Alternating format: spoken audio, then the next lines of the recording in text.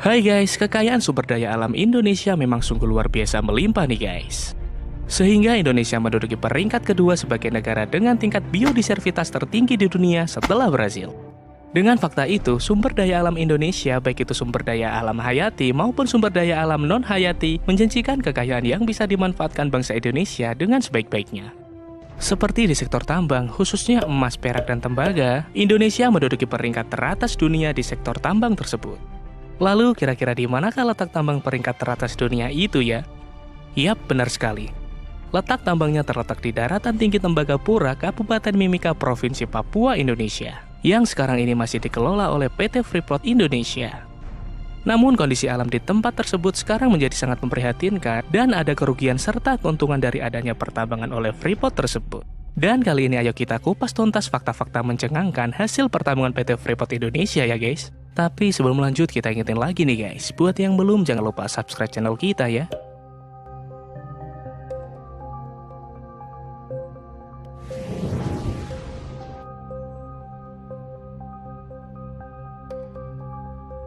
Awal mula berdirinya PT Freeport Indonesia memiliki kisah yang sangat unik untuk diketahui nih guys. Sebenarnya tambang yang dikelola PT Freeport Indonesia sekarang dulu berawal dari ketidaksengajaan, dengan kata lain tidak sengaja ditemukan. Sebenarnya penjelajahan ke tanah Papua yang dilakukan oleh para ahli geologi pada saat itu yaitu untuk mencari kebenaran tentang keajaiban alam yang berada di puncak Gunung Jayawijaya, yakni salju abadi. Hal ini merujuk kepada catatan pertama dari Kapten John Cartens tahun 1623, yaitu berisi, di perairan sebelah selatan tanah Papua dan jauh di pedalaman, ada gunung yang teramat tingginya dan pada bagian-bagian puncaknya tertutup oleh salju. Namun catatan dari Kapten John Cartens ini menjadi cemoohan karena banyak yang beranggapan bahwa tidak akan ada wilayah bersalju di garis khatulistiwa. Akan tetapi catatan dari Kapten Johan Cartens ini menjadi pemicu dari rasa penasaran para ahli untuk membuktikan kebenaran dari puncak Gunung Jayawijaya yang memiliki salju abadi. Dan setelah itu dilakukanlah beberapa ekspedisi yang dilakukan oleh para tim ahli geologi untuk menjelajah tanah Papua, demi untuk membuktikan kebenaran dari catatan Kapten Johan Cartens tersebut. Beberapa tim dari ahli geologi pada kurun waktu yang sangat lama melakukan perjalanan di tanah Papua, hingga akhirnya pada tahun 1930, dua pemuda dari Belanda yakni Dozi dan Coligin memulai petualangan mereka untuk mencapai puncak Cartens.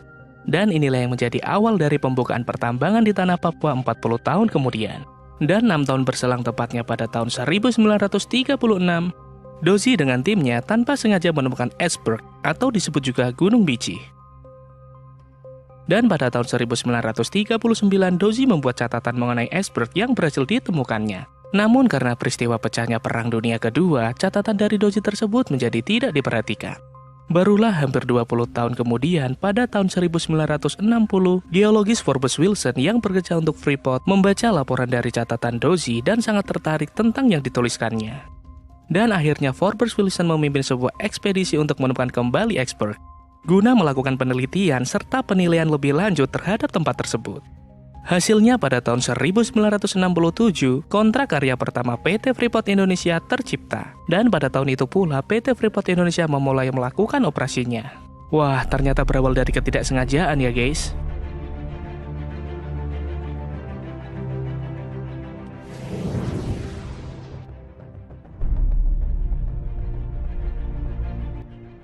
Tambang Iceberg dan tambang Grasberg adalah dua tambang yang dikelola oleh PT Freeport Indonesia nih guys. Yang pertama adalah tambang Iceberg. Tambang ini adalah tambang awal dari hasil kontrak karya pertama PT Freeport Indonesia. Iceberg adalah sebuah gunung yang memiliki tinggi 3.600 meter dari permukaan laut. Dari awal pengerukan yang dilakukan oleh pihak Freeport sampai pada tahun 1988, gunung tersebut hampir seluruh bagiannya berhasil digali dan rata dengan tanah. Semenjak saat itu, Gunung Biji milik Indonesia dinyatakan lenyap dari muka bumi ini. Dan pada tahun 1988, PT Freeport Indonesia menemukan cadangan baru di dekat iceberg. Dan yang sekarang ini dikenal sebagai tambang Grasberg. Penemuan cadangan baru ini sangat mengembarkan dunia. Pasalnya, cadangan yang terkandung di dalamnya memiliki cadangan emas terbesar nomor 1 di dunia. Selain itu, tambang Grasberg memiliki cadangan tembaga nomor 3 terbesar di dunia. Dan pada tahun 1991, kontrak karya kedua PT Freeport Indonesia tercipta. Dan cadangan kekayaan sumber daya alam non-hayati di Grasberg digali oleh Freeport. Wah, sungguh benar-benar kaya sekali ya guys sebenarnya bangsa Indonesia ini, setuju?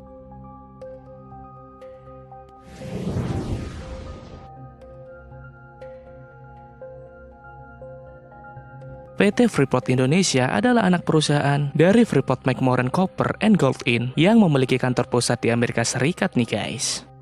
Dengan aset terbesarnya yang berada di Indonesia, tentu seharusnya bangsa Indonesia mendapatkan untung yang sangat besar dari hasil pertambangan yang dilakukan oleh PT Freeport Indonesia. Namun kenyataannya berbanding terbalik dengan status negara yang memiliki tambang emas terbesar di dunia. Dari awal berdirinya PT Freeport Indonesia, negara Indonesia hanya memiliki saham kurang dari 10%, yakni tepatnya hanya sebesar 9,36%.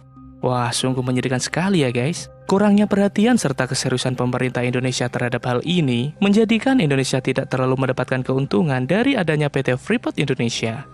Dan akhirnya setelah lebih dari setengah abad lamanya, barulah Indonesia berhasil mendapatkan 51% saham dari PT Freeport Indonesia pada tahun 2018. Dan Presiden Negara Indonesia tahun 2018 menuturkan, untuk mencapai kesepakatan itu, Indonesia melakukan negosiasi yang sangat alot dan sensitif.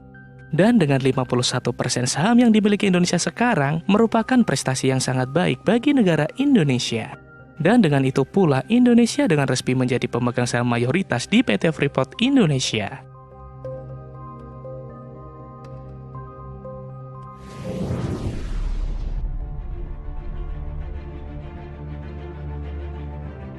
Kehadiran kegiatan pertambangan di tanah Papua tentu saja akan langsung berdampak buruk bagi lingkungan sekitarnya nih guys.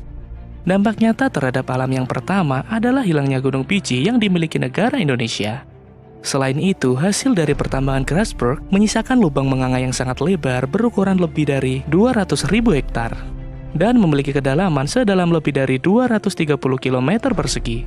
Wah, dalamnya seperti dalamnya cintaku padamu ya guys.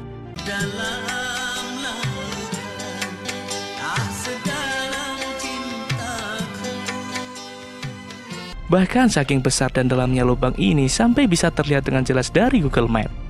Dan bayangkan saja, besar dan dalamnya lubang tambang Grasberg ini dapat menelan mentah-mentah Burj Khalifa yang didaulat sebagai gedung tertinggi dunia dengan sangat mudah. Selain itu, dampak yang lain seperti pencemaran sungai-sungai di sekitarnya, juga dampak yang dirasakan masyarakat Indonesia di area dekat tambang, menjadi PR bagi pemerintah Indonesia untuk membenahi semua dampak yang ditimbulkan.